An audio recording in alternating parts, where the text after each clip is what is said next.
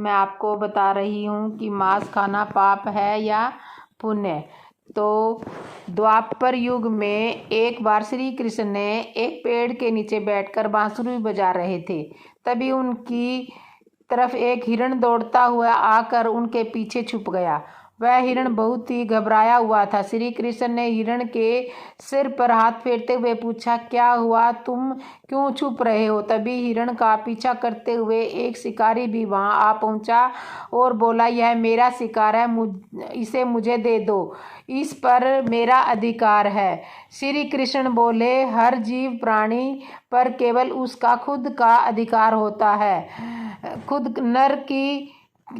खुद का अधिकार होता है, ना कि किसी और का। तब वह शिकारी क्रोध में बोला, यह मेरा शिकार है, मैं इसे पका कर खाऊंगा। तब श्री कृष्ण बोले, किसी भी जीव को मार कर खाना पाप की श्रेणी में आता है। क्या तुम पाप के भागी बनना चाहते हो? क्या तुम धर्म को नहीं मानते? वह शिकारी बोला, मैं तुम्हारे जितना ज्ञानी तो नहीं, पर यह जानता हूँ कि मांसाहार कोई पाप नहीं है और जीवों को मारकर खाने में कोई हर्ज नहीं है, और मैं तो इस जीव को बंधन से मुक्त कर रहा हूँ, फिर क्यों मांसाहार से मना किया जाता है? वैसे भी मैं इसको मार कर नीच योनि से मुक्ति दिलाकर पुण्य ही कमा रहा हूँ, फिर इस पर पाबंदी क्यों? जहाँ तक मैंने सुना है, जीव हत्या को तो शास्त्रों में भी बताया गया है कि राजा लोग शिकार किया करते थे। आप ही बताइए, मांसाहार पाप है या पुण्य? श्री कृष्ण समझ गए कि इसकी बुद्धि मांस खाने के कारण मंद हो गई है और इसमें सोचने समझने की बुद्धि समाप्त हो चुकी है। फिर श्री कृष्ण बोले, इस विषय पर मैं तुम्हें कोई राय नहीं दूंगा, पर मेरी एक छोटी सी कथा सुनने के बाद तुम्हें उत्तर देना है कि मांसाहार पुण्य है या पाप। तुम्हें मांस खाना है या नहीं है? शिकारी सोचने लगा कि इसमें मेरा तो कोई घाटा नहीं है, इस कथा को सुन ही लेता हूँ, मेरा मनोरंजन भी हो जाएगा और बाद में मुझे इस हिरण का मांस भी मिल जाएगा।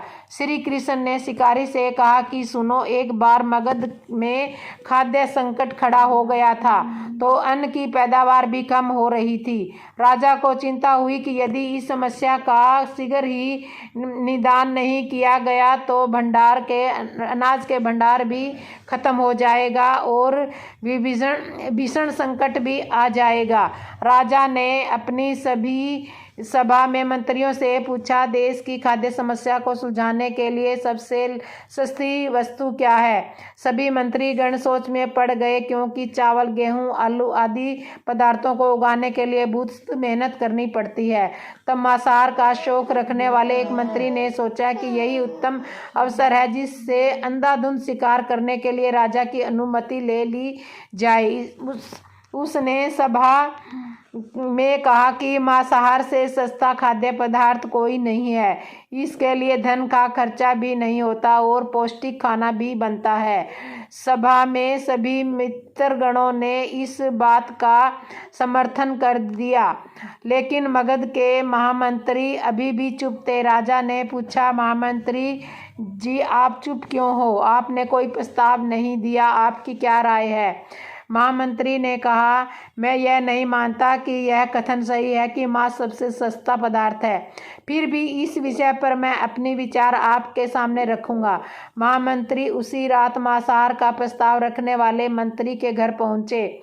मंत्री ने अपनी देर रात महामंत्री को अपने घर आते देखा तो वह घबरा गया, किसी अनिष्टि की आशंका से वह कांप गया। महामंत्री ने कहा, संध्या को महाराज बीमार हो गए हैं, उनकी हालत बहुत ही खराब है। महामंत्री ने कहा है कि किसी शक्तिशाली शरीर का मांस मिल जाए तो राजा के प्राण बचाए जा सकते हैं। आप महाराज की सबसे विश्वास पात्र हैं, इसलिए आपसे अच्छा कोई और कौन होगा। इसके लिए आप जो भी मूल्य लेना चाहें ले सकते हैं। आप कहे तो इस काम के लिए मैं आपको 1,00,000 रुपये स्वर्ण मुद्रिकाएं भी दे सकता हूँ। एक बड़ी जागीर भी आप मांग सकते हैं। बस मैं एक तलवार से आपका थोड़ा सा मांस निकाल लूँगा।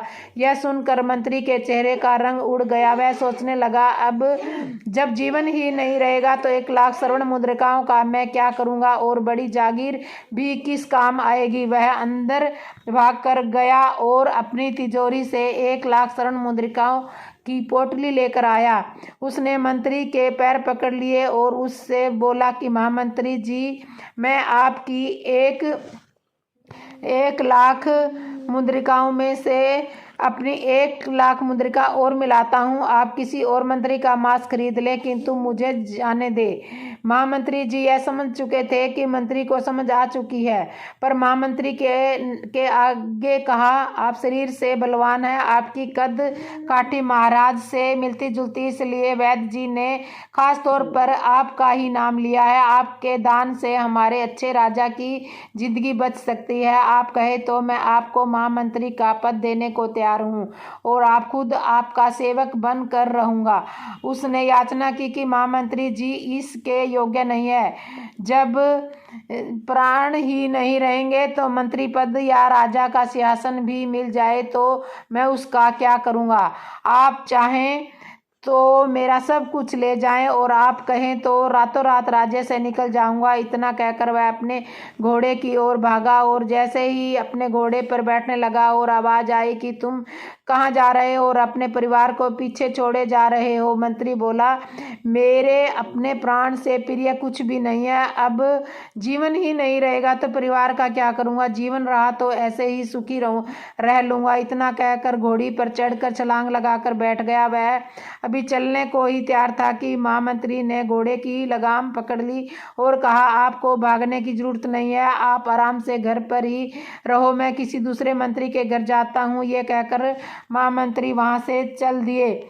महामंत्री के जाने पर मंत्री के अंदर कुछ जान तो आई, परंतु उसकी नींद खराब हो चुकी थी। 1,00,000 मुद्रिकाएं लेकर महामंत्री बारी बारी से सभी मंत्रियों के घर गया और सभी से राजा के लिए थोड़ा सा मांस मांगा, परंतु कोई भी देने के लिए राजी नहीं हुआ। सब से अपने बचाव के लिए महामंत्री को किसी ने 1,00,000 तो किसी ने 2,00,000 मुद्रिकाएं तक दे दी। इस प्रकार महामंत्री ने एक ही रात में लाखों मुद्रिकाएं जमा कर ली। फिर सुबह होने से पहले ही अपने महल में पहुंच गया। अगले दिन राज्यसभा में सभी मंत्री समय से पहले ही पहुंच गए। सभी यह जानना चाहते थे कि राजा स्वस्थ है या नहीं, लेकिन किसी ने भी किसी से राज नहीं खोला। सबको राजवैद्य की तलाश थी, क्योंकि उनसे ही उन्हें कुछ सूचना मिल सकती थी। महामंत्री ने सैनिकों को आज्ञा दे रखी थी, जब तक महाराज राज्यसभा में न आए तब तक किसी भी मंत्री को घर नहीं जाने दे। राज्यसभा में आकर अपने सिंहासन पर बैठे सभी मंत्रियों ने सोचा, राजा तो स्वस्थ लग रहे हैं। महामंत्री ने झूठ बोला। उनके बीच यही विचार चल रहा था, पर कोई भी किसी और को कुछ नहीं बता रहा था।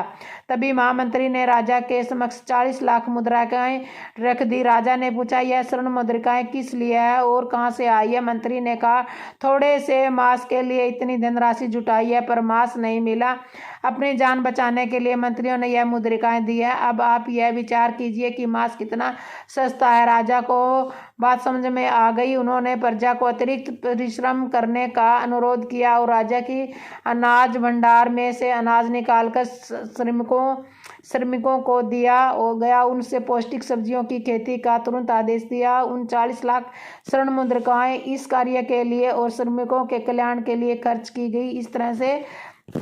इस तरह से अनाज तेजी से पैदा होने लगा और खेती लहराने लगी। राज्य में खाद्य संकट दूर हो गया। राज्य में खाद्य संकट दूर हुआ। श्री कृष्ण जी को ज्ञान हुआ और श्री कृष्ण जी से ज्ञान जानने के बाद शिकारी की आंखें खुल गई और ज्ञान प्राप्त किया तो वह जान गया कि मानवता जीवन के लिए नहीं बल्कि जीवन देने में है। शिकारी भगवान श्री कृष्ण के आगे हाथ जोड़कर वापस चला गया और उसने कसम खाई कि वह अपनी संपूर्ण जीवन में किसी को भी कभी चोट नहीं पहुंचाएगा। श्री कृष्ण हमें इस कथा के जरिए समझाना चाहते थे कि हम ये ना भूलें कि जिस तरह हमें अपनी जान प्यारी है उसी तरह सभी जीवों को अपनी जान प्यारी होती है। तो दोस्तों, कहानी अच्छी लगी हो तो एक लाइक और एक सब्सक्राइब जरूर कर देना। जय श्री राम, जय श्री कृष्णा।